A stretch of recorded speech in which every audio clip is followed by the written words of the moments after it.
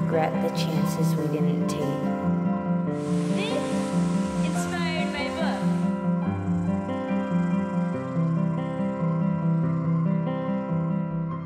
Hello everyone, my name is Mandy, and if you saw my last video, you saw that I am now self-publishing my novel Essence. So if you did watch the previous video, you know that this series is going to be all about the road to self-publishing, and it's just going to be my journey as I self-publish, and you'll get tips and tricks along the way, and we'll also be seeing me trying to figure out this world of self-publishing on my own. One of the first things I learned when I decided I wanted to self-publish my book was that I needed an editor. An editor is extremely important.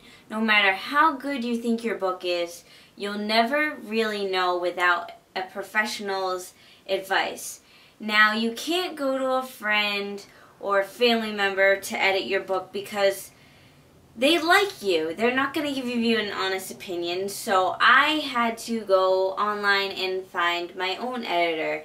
Now, you can try freelance editors, you can try companies, you can do whatever you want, but personally, I had a budget, and I looked on some places and editing was $3,000, and other places it was really cheap, like $300. Now, obviously the quality of work from each editor is going to be very different.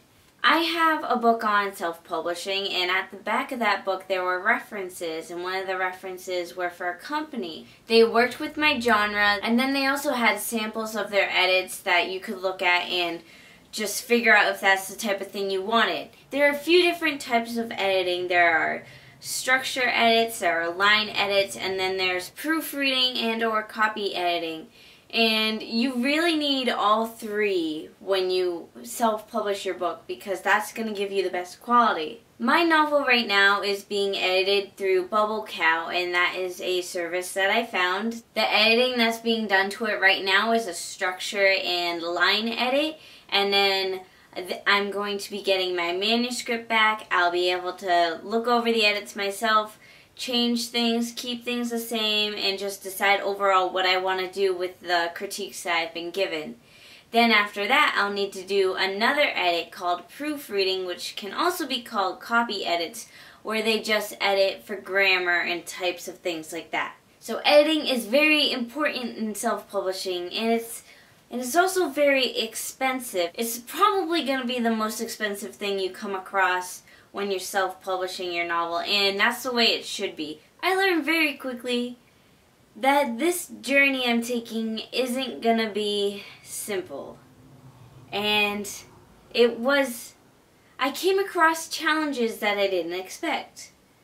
For example, I am a teenager. I did not realize the simple fact of me trying to pay a bill would put me at a disadvantage because of my age. I was on hold with PayPal for 45 minutes. It's not always easy to remember your password. Common mistakes include typing your email address incorrectly, leaving the caps lock on, or putting upper or lowercase letters in the wrong places. But just in case you need to, you can always recover your password. And then PayPal told me it was a problem with the bank, and then I called the bank. Yes, nothing like the $780-something bill from your editor. Yes, I submitted my manuscript to an editing service a few days ago, and my manuscript finally got approved, and then they sent me the bill. I'm like, oh goody, now I can pay the bill so I can edit my manuscript. And I spent an hour trying to pay this bill. And lo and behold, 15 minutes before they were going to close, they told me, oh, there's nothing wrong here, your bank is the one declining. So that pretty much just means I have to call my bank. And I called my bank. And because I'm a minor, there's a transaction limit. I cannot pay bills over $200 or something like that.